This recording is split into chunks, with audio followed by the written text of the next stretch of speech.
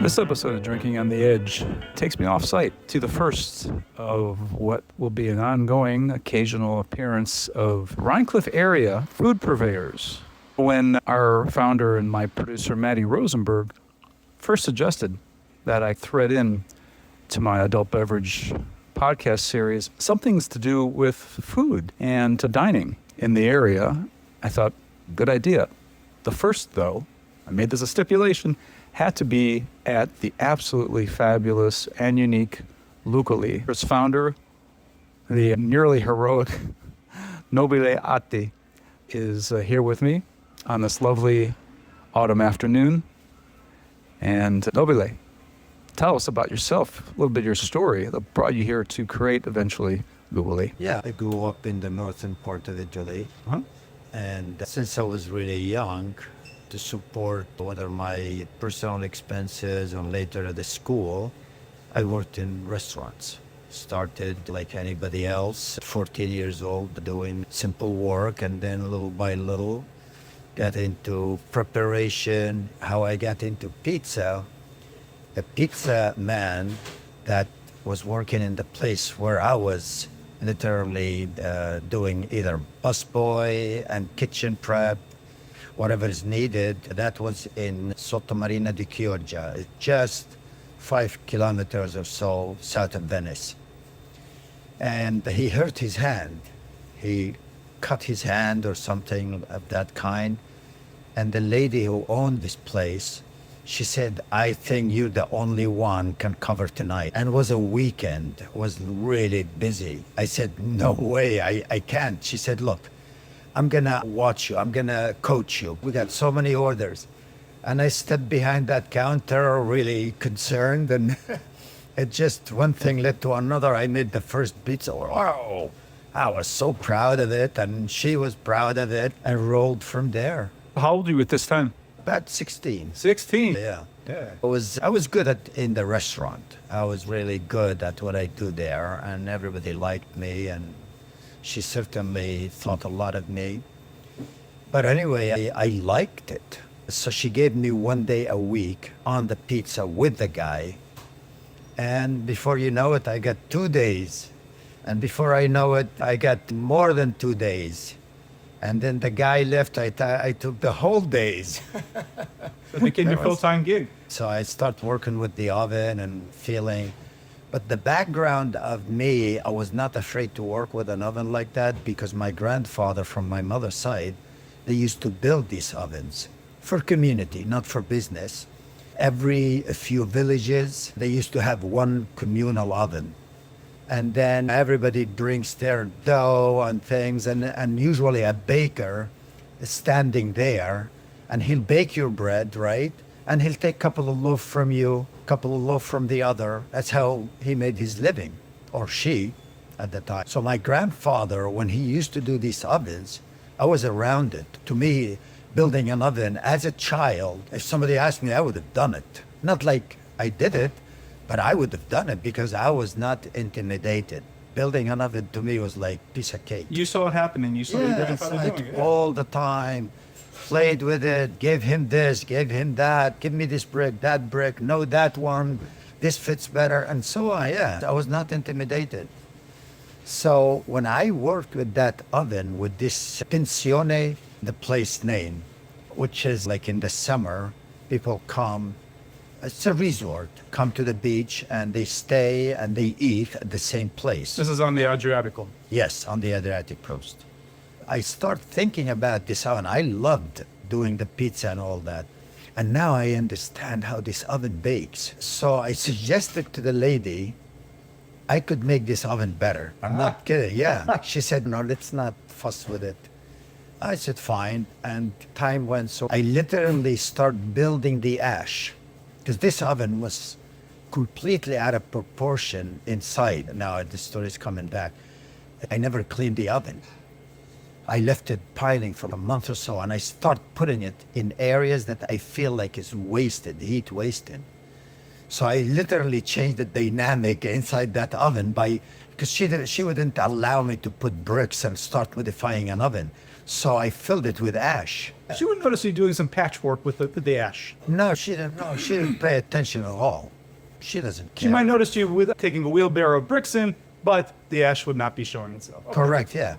So no, she was not. She never looks in the oven, cleaned it or not cleaned it. It was the pizza guy's job. But anyway, I built this ash and the oven started to do what I wanted, or at least was more tense heat for the same amount of wood. Because when those areas I filled them, they were getting black. And when something like that in a brick oven get black, that means it's creosote fumes from any oven, wood burning oven or stove. They're hot, they're steamy. And so they fly through the chimney. And if the chimney burns hot, they stay in that state of literally, say, fumes. Which can be potentially unpleasant for whatever it is you're baking and potentially dangerous. Because was not burning hot in those areas. That's an indication it's not burning hot. So things will stick on those colder bricks. And that's how creosote goes into the chimney. The minute it hits out toward the roof, colder surface is there and starts sticking and becomes a substance. It's not anymore in a fume form. I built it up, and then when I felt it's time to share it with her, I did. And I explained that area was cold. If you remember, we would never put a pizza there and this. There was issues and this and that. So then I modified the oven. She let me modify it, but this took a couple of years before we could get to it.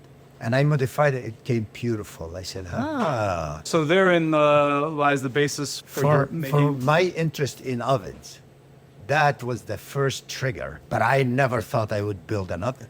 I just continued making pizza. And then when the place closed, I moved down to Rimini, still on the Adriatic coast. This Mario Luogo, he's really was, at the time, was very pronounced chef in the area. He taught also at the culinary there. In Rimini is in the province of Emilia-Romagna. So I worked with him and I told him where I worked and all that. He didn't know the place, but doesn't matter. So I said, I'll start you in the kitchen doing, he didn't have pizza. I'll start you in the kitchen, just show me what you can do. And I started doing preparation. He liked it. He liked what I do. And slowly he gave me a position there, start cooking. My specialty with him was really to pasta. I created all kind of color pasta. At the time was not yet there. I started saying, why don't we use the vegetables, puree them, do some this and that. Because at the time they were squid ink, they were spinach, beets. But I started doing all kind of pasta. And then I started making pasta with no water whatsoever in it. He said, no, it's not going to work, and this and that. And it worked beautiful because it got to the point nobody can overcook it unless you really leave it in the water. Because was nothing in it but egg, some of the egg yolk, and mostly the egg whites. Was no drop of water in it, and came nice and al dente. It's unbelievable. And later I copied it in Rhinecliff, and I did same what I did in Rimini. That was when you opened up which restaurant in Rhinecliff? When I came to this country was La Parmigiana. Oh, okay. First I opened in Kingston, La Parmigiana in 85. And then in 88 I opened where Terrapin is now. I opened La Parmigiana in 88. Okay, in which year did you arrive in the U.S. to reside? 81. In 81, you came here to be a student at SUNY New Paltz? I was transferring. I met my ex-wife in Italy. She was at a program from New Paltz. And one thing led to another. That's another story. I said, no, I like it here. And so I transferred my last few credit from Italy, and I wanted to finish here. And then later I decided to go for further studies to Los Angeles for UCLA because I heard so many things about it. Just to be clear, your area of study was? I was into engineering and designing and things like that. And that didn't work out in LA, but I built, or at least I consulted on a full scale, the first brick oven in LA on Camden Drive in Beverly Hills. I worked for Spago for a short time for Wolfgang, but I came here first. I see. I spent very little time here, and then I just was too cold for me. So I said, I'm gonna go to California, more opportunity, this and that. Because New Paltz is a small town. But I was working in this place, and a couple of people came to the counter, and they said they ate the pizza. I do remember the first time they came, and then they came back and back with different people. And then at the end, and I hear them speaking Italian, and at the end, one of them said, I want to talk to you one day. When do you have a day off? I told him Monday. He said, can we meet in a place such and such? So I went and I met with the guy, Claudio Marchesan, who is later opened so many places there, and Franco Gallo opened Il Fornaio. He said, look, you're a very good pizza man. We want you. I said, where do you have place? He said, we have many places, but we're opening a new place called Prego on Camden Drive. I said, so from few meetings, I said, Claudio, we got very good friends because he's from Lago di Garda, from Garda. And turned out to be he knew some of my friends in Verona. And we got really to be good friends very So quickly. you were in early when things were really popping Oh, yeah. for, so we say, new style Italian cuisine that was happening at Spago. So you were there in the early days, helping to make them a success. It was in 83, correct. So what I did, I said, why don't you build a brick oven? He said, you crazy, brick oven? With burning oven right here in Beverly Hills? Nah, we're not in Italy. So little by little, I said, you really need to think it over. It'll be like the talk of the town. He said, whatever. Apparently he spoke to his bigger guys there in the company. At the time was Spectrum Food Company called. Was not knowing as the Spectrum Food, was known as Prego, was as CJ Fish, was as Chianti, was as... It was a holding company. Yeah. And so he comes to me, he said, let me ask you, if we want to build a brick oven, shouldn't we bring somebody from Italy? I said, no, the reason I told you, I know how to build it, but I never built one, but I can tell somebody to build it. He said, that's tough to convince these guys. A couple of weeks later, he comes back to me. He said, I want you to meet the contractor of the place. I met with the contractor. They translated. My English was really bad. They translated. The guy said, apparently, he said, I can build whatever, yeah. And we built the first brick oven. It's amazing. And the first week this place opened up, it was on the first page of the LA entertainment section. LA Times. Yeah, Yeah. LA Times entertainment section. I still have that picture. And behind all these big guys, the two big owners was Larry Mendel. He was him and his father founded the Chuck Full of Nuts Coffee. And Jerry Magnan from Magnan in New York. And they were the owners of this Spectrum Food Company. And then Franco Gallo, he was the master chef. And I wish at the time they were phones.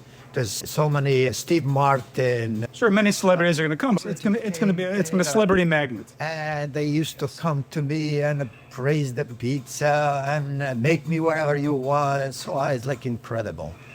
So eventually you left Los Angeles behind. You made your way to the Hudson Valley of New York. No, the reason I left, I told my ex-wife had a very good job with Allstate. And I had very good job. They start paying me really good.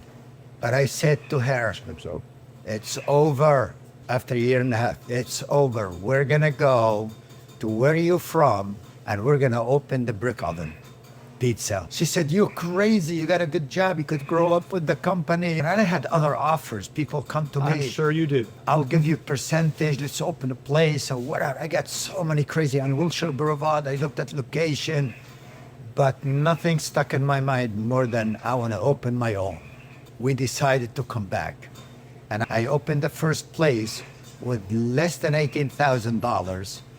But I did most of the work myself and of course the oven. And where exactly was this? Kingston, New York on Ulster Avenue. Just across the river here, yeah. Still there, the oven. Still there until today. The name of the site location is now? La Florentina, yeah. Okay. Yeah. Still there. Yeah. So the guys worked for me and it took it over because in 92 I got so busy with the ovens. I said, maybe this is what I need to do. So I sold both Kingston and Rhinebeck, and focused on the oven.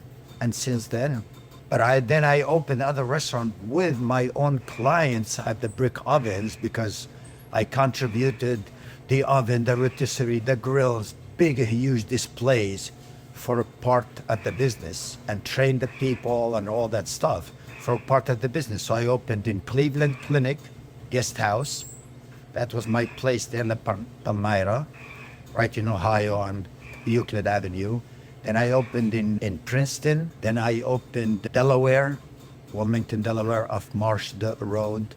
So these are places came from my own clients, some ovens. Then I got actually the vice president of G came with his chef to Rhinebeck. They flew to Kingston in their own private plane. And the next day they took me to their place in Auburn Hill, Michigan. Auburn Hill, Michigan, outside of Detroit. Yeah, to look, because they had a restaurant in Pontiac. They wanted an oven, and I built a huge display for them there too. But anyway, so it started the oven business taking off really well. And so just to be clear for the listener, Lucoli is your sole retail outlet for pizzas here in Red Hook, tucked way behind the Mid-Hudson Valley Federal Credit Union. You're open only Thursdays through Sundays between 3 p.m. and 8 p.m. That's it.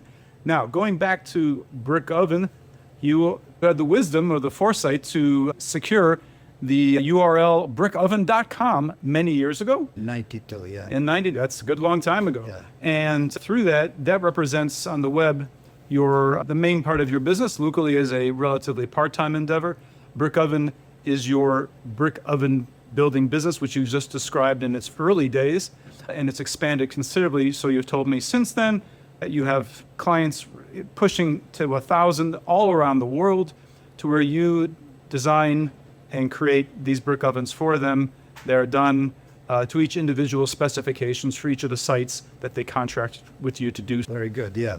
So basically I meet with the chef. They tell me what is their signature dishes, what do they want to cook, temperatures, this and that. And I design exactly whether it's a grill, rotisserie, or oven. And I do all kind. And to be clear, these are all wood-fired ovens, correct? Wood fire and gas. And And I did gas. a couple of the electric also. But the inside, they're all brick oven. Brick, exactly. The inside is all brick. The outside can be anything. I did so many facades. I did work for Jean George, Bobby Flay, Todd English, Jonathan Waxman's. I was featured, or I was mentioned in The New Yorker with Jonathan Waxman. I was in many magazines. I was in Nora Poyon in DC. I was mentioned in Bon Appetit, and then some other magazine. They're not anymore here. So it was and continues to be a thriving enterprise, which you manage very compactly, concisely for clients as need be. You don't shop for clients, they come to you. I never advertised. Never advertise. You can pick and choose based upon the relationship with those people and what it is that they're looking to achieve. Pick and choose, I don't know, but I definitely refuse some customers when they come to me and because they have another brick oven in their area and we want to be that like them. I said, listen, if you don't really appreciate the oven, I'm not for you, because I design things specifically. I want somebody to learn how to use it. It's like I care for my oven to cook what I want it to cook. You're an artisan and you want a similar expression to be applied by your clients. Yes, yeah, there is. I have standards. I need my client to fit, for sure. And that's why I opened the Lucoli, because it started as a showroom. So it was the first year and a half or so was not a Lucoli open to business. And what year was this you opened the showroom? In 2012. I opened it as a showroom for the first year and a half. I took the place, I put the ovens, I put exactly what it was, never changed. And then we used to make the food here, all my clients to work the oven, because I came with this rotary oven in 20. So I said, you know what? It's been very successful, this oven. I want to open a showroom. I want to promote it with my own already pre-existing customers. So I opened it and they used to come and we cook the food and we give it to Michael next door, the health food store, because we can't finish everything. So we give it. And Michael started begging me to open, literally. said, dude, because he was my customer in Rhinecliff. I've known him for 27 years. He's referring to the natural food store adjacent to him at the other side of the parking lot here. Yeah, he said, the people go crazy about this pizza. And little by little, I start opening, little by little. And now I open 20 hours a week over weekends. And but I'm here because I live here. I lived here since I came from Italy. I've been in this area, the Abruzzo Valley, between Newport and here. So yeah, now it's open, but still a show. Okay. A lot of people. And the name Lucoli is from? From Luciano, L-U-C, and then Oliver, O-L-I. And these names apply to? My kids, yeah. Your sons. Luciano and Oliver, yeah. All right. Let's get down to it. What it is that people can expect to find when they come here. Walk in the door is a narrow area for customers. Very limited seating. There used to be There's no seating. a few stools if you care to. And there's some small benches outside in the parking lot as well. Comfortable on days where the weather will allow it. At one time, there was benches outside, and picnic benches, but those days are gone. It's worth mentioning, though, on a handful of occasions, I've encountered it where there's been a few people waiting for their takeaway situation to come, but I've never seen a line out the door. You move very quickly. Right. You're very efficient in doing that. That's a big deal in the hospitality world. Again, I guess 95, 99% of your business is takeaway. Correct. Yeah. Absolutely. Yeah. So again, people walk in. They can order online. They can order by phone. You can have whatever they want ready, depending on the volume, within 15, 20 minutes, generally speaking. How is it you build your pizzas? We've talked a lot about the machinery, the ovens themselves.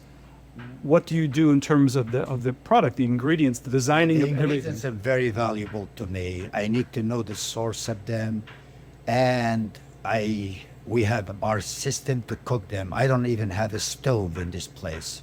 Nothing. Everything is cooked in the oven, and it's cooked in a way that fits each other. So all the ingredients, you could take all my ingredients on a single pizza and you'll be amazed. I don't suggest it, but I'm just saying. I don't usually suggest more than the 2 toppings on a pizza, unless the third one is a pesto or prosciutto or something. But we do suggest things like that. It's not about whatever you want. No, sometimes I refuse people. Sometimes they pile so many things. They said, I don't know how to make something like that, and because ultimately comes down to me. The customer can choose anything they want, but it's up to me to put it together in a nice way that this customer will enjoy it. A reflection of your artisan attitude. Make them fit, and we get the suggestion, and at the end, the girls knew that, and we get it down, and we give them exactly what they want, because we go light on this, heavier on that, or whatever. It's up to us to make it taste good. We still want to give them what they want, but if something completely out of the question, I definitely put my foot down and I go on. Let's start from the base, and that is always the dough, the pizza dough. Yeah, the dough's daily made here, of course. The cheese is daily made here. So you make your own cheese. There are many people who make their own dough, make their own pizza crust. It's a good thing. It's not something that everybody does, but it's done enough. But making your own cheese, that's rather unusual. I could not work with any cheese to buy, even fresh mozzarella, just didn't work for me. No flavors to it, and watery. Fill the pizza with water. So I had to make my own. And the way I make it, again, I don't boil water and wash it.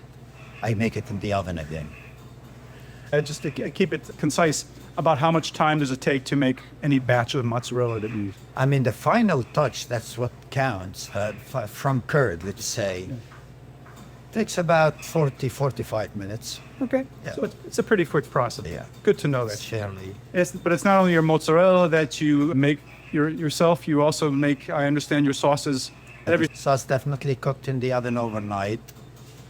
The tomatoes, then we blend them with the olive oil. I use nothing but extra virgin organic olive oil here. That's it. And your tomato-based sauce is sourced from? Italy. See, you can make good sauce from any tomatoes in the world, but happen to be I get it from Italy and I like it, and same with the flour. I get it from Italy as well. Yeah.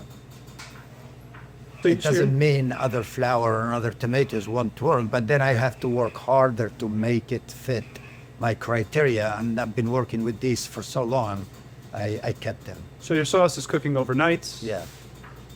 I presume many nights a week, not just one night. You're doing new sauces Every day. every day. Anything else that you are making here is worth mentioning? I know that you have some. I'm sure you're not hanging your own prosciutto. Our pesto, we make it here. Prosciutto, we get it, the imported prosciutto. Parmesan cheese. There, I would say everything here but pepperoni I would eat on a daily basis. So your prosciutto is imported prosciutto. It's not domestically produced prosciutto. And what else did you mention? Parmigiano. It's also Italian. It's not the Argentine or the American. Correct, yeah. As Argentine, cheese is good. I love cheese no matter what. My feta is Greek feta. I like the Greek feta. And So you're using Greek feta as well, Yeah. which is not cheap, no, I like it. I used also Bulgarian feta in the past. which can be excellent. Yeah, it is excellent. Okay, all that said, there's also lamb meat that finds its way into your pizza. Lamb. A New Zealand lamb, grass-fed, organic. Are you making your own sausage, or is it just fresh lamb pieces? No, the lamb, we make the lamb, we roast it, and Yeah. we have a pizza with the lamb. That is there. But the sausage, we make it here. I get the ground meat. It's local, sourced from farms around the Hudson Valley, most of the time from the Hudson Valley. I get the ground pork, and then I make my own sausage here. Okay, so you make your own pork sausage for Yeah. your pizzas here Yeah. from local Hudson Valley Yeah, yeah. producers. Yes. Well, And we use a lot of vegetables. I don't go to farms and buy it because I buy it from my supplier that advertise on their website from the Hudson Valley. I get it for half of the price from if I go to the farm myself and can. So it's still, luckily, it's local. It's awesome. Like good. eggplant, a lot of other things. We have been graced with 4 different bottles of wine, 2 from the fine folks at Vine Street Imports, from Abruzzo, which is where you spend many of your younger years. And then I have a Napa Valley Cabernet from one of its finest winemakers, Steve Matthiason, who I interviewed on my podcast last night. And then, to make even though the wines I have from Abruzzo don't truly represent it because there is no Montepulciano, which is a signature red grape. Montepulciano, yeah. I don't have that. But what I do have, Vine Street was unable to send me a Montepulciano d'Abruzzo, but I was sent, just yesterday received direct from the winemaker herself, Raffaella Bissoni of Romagna, a Riserva Sangiovese from 2019 that I told her I would bring here directly for as part of this podcast. So we have 4 lovely wines to try with your pizzas. So let's get to the next step.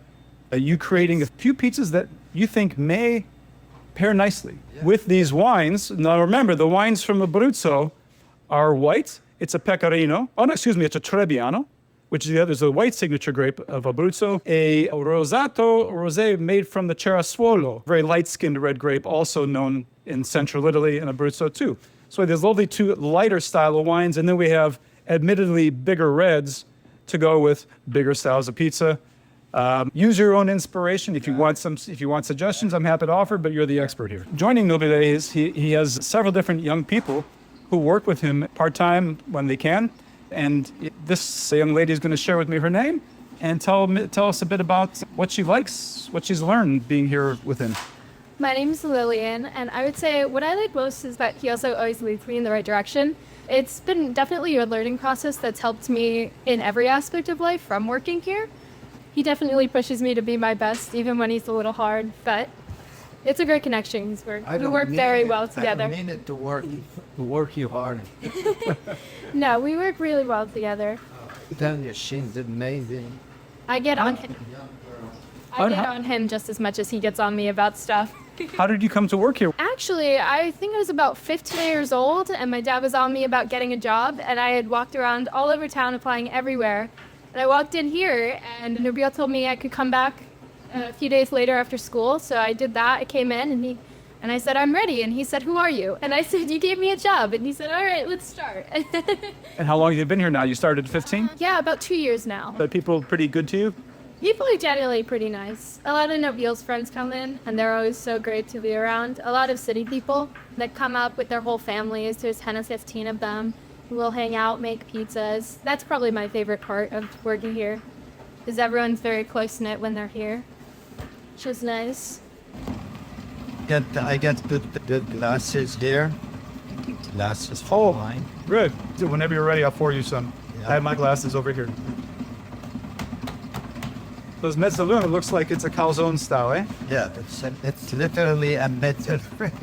Yes, it's in the shape of a half moon. There we And go. I haven't had that rosé in a while. Oh, okay.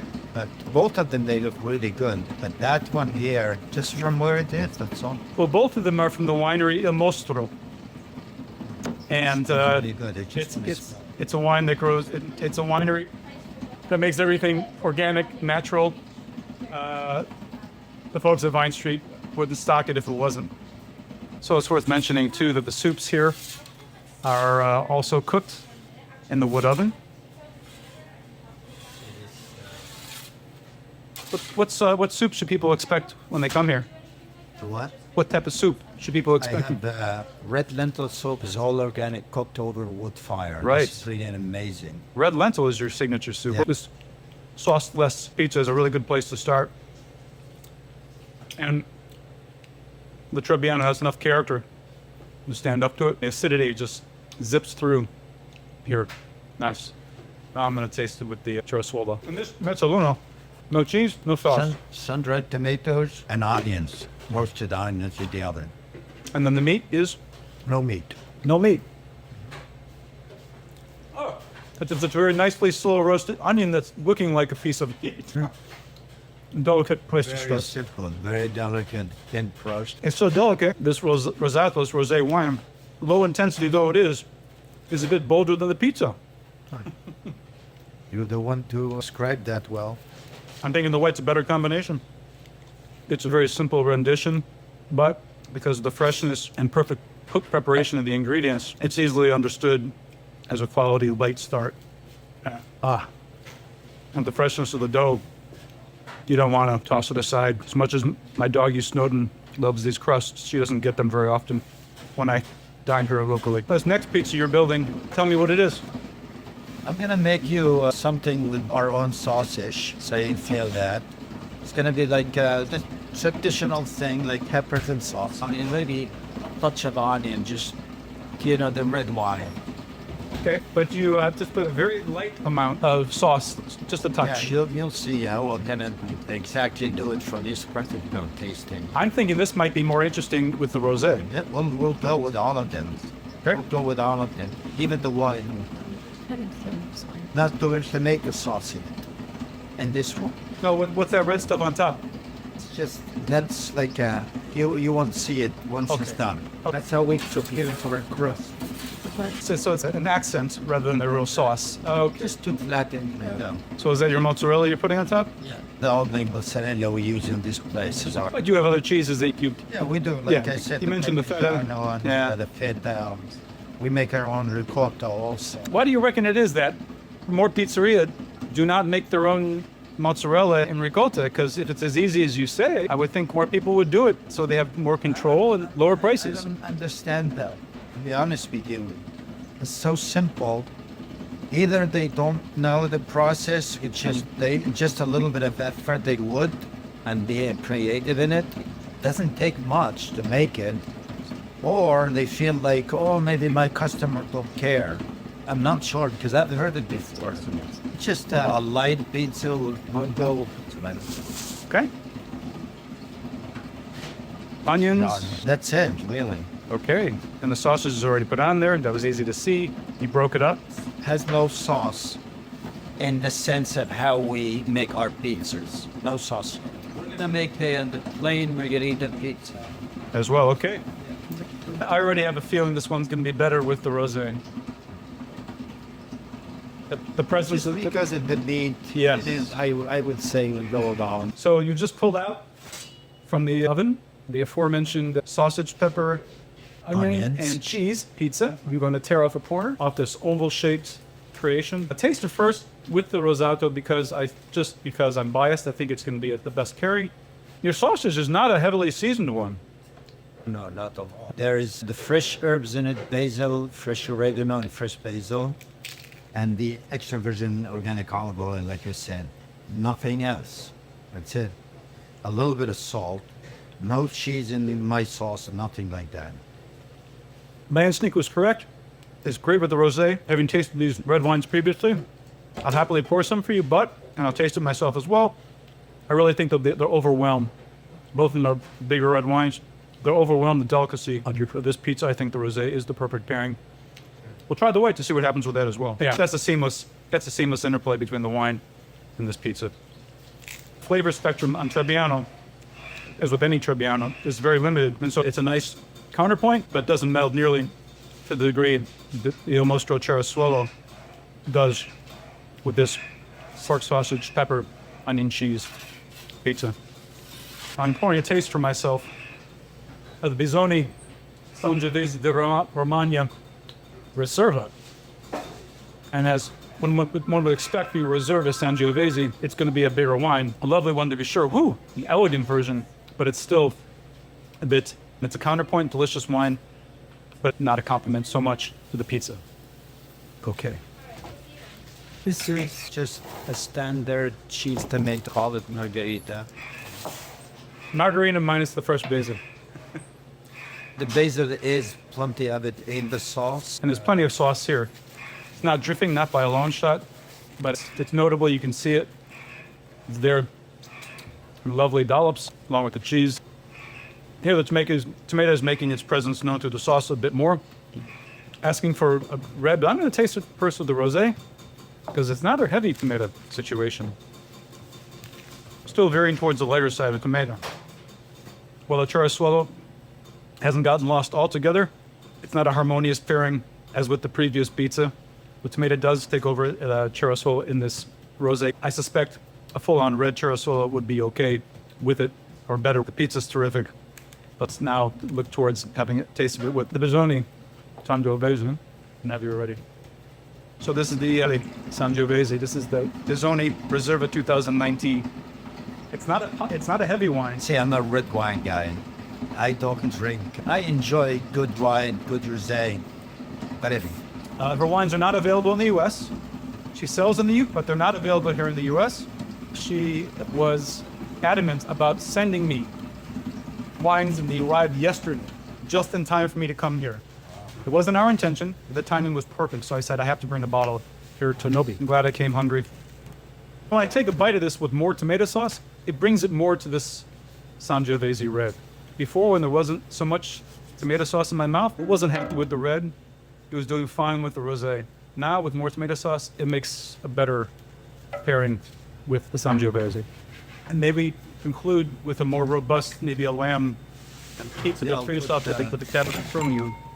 I'll make a small lamb the way we do it. Great. Because in this context, you couldn't have lamb with anything but a red wine. And we have big red wine here with Cabernet Sauvignon from Napa to enjoy from another artisan. Steve Matthiason is one of the greatest scientifically educated proponents of organic viticulture in all of California. He teaches organic viticulture at UC Davis, and he, along with his wife Jill, grow and produce a wide range of wines. So this is a lamb, yeah? This is the lamb pizza. Fold it over, and inside the lamb is cheese, onions. I think that's it. Yeah. Okay, so if you wanted 3 cheeses, and then They get 4 cheeses in okay, mozzarella, ricotta, Parmigiano, and Asiago. Asiago is water. I'll wait till it's cool before I take a chance on this.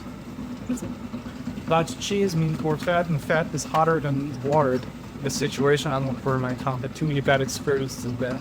I poured the red wines, 4 red wine. Yeah, definitely. We're the same with the Cabernet from Napa. Definitely like red wine. I'm staying with Cabernet. Try the Napa now. There you go. I try the red now.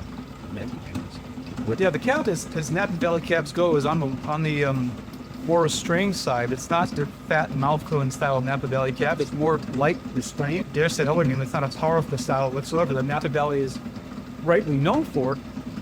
Steve, I don't think he wants that style in his wines. He wants for restrained elegance. He's achieved it, but again, he has a very specific small market for his wines who are looking to this particular style. By comparison, the Bissoni is more, there's more inside, there's more dry extract, there's more richness in the wine. So they're strong juxtapositions. They're very different wines. That is my product. The four cheeses. And of course, the punch de Asiago and Parmigiano bring into that richness. The rolled lamb. The Cabernet still will be good with what you eat. But yeah, the whole content make me cool. Matter of fact, all the wine we need a longer taste. Once you swallow them after the pizza, then you go for the Bissoni. Something. Nice. I'm learning quite a bit. Hey, I'm learning after all my time talking to you and being here and watching you and your colleagues work. I'm learning myself. Enjoy. It's a motivating factor for you to stay in the business long enough that you can drink this legally. Yeah, thank you. Thank you. It'd be good for Nobile to get rid of me. Firing me anytime it seems like I'm a bad quiz. Comes to good fire. She does it all. She doesn't need. Well, after a couple of years of her training, why not? Yeah, I don't mind this fire. The best firing I've ever fired. That's what you told me last time you'd never been fired from a job. You're an unusual person in that regard. This has been a wonderful visit here with Nobile Attie at his Lucoli operation here in Red Hook. What's the address here? 7476 South Broadway, Red Hook, New York, 12571. And your website is? Rickoven.com, And also it's lucalipizza.com. LucoliPizza.com. I urge you to come visit. Remember, it's only Thursdays through Sundays, 3 p.m. to 8 p.m. Limited time, 20 hours a week he's here. He's not selling any wine or beer or liquor, so you can bring your own. Or take the pizzas home, take the soups home, take everything home, enjoy with your wines. Thank you, Nobile, for one more time, not my first visit with you drinking on the edge, but thank you for this episode of Drinking on the Edge. Thank you for being a fan, and thank you very much for your knowledge of wine and bringing amazing wines all the time. This is, to me, is very good treat.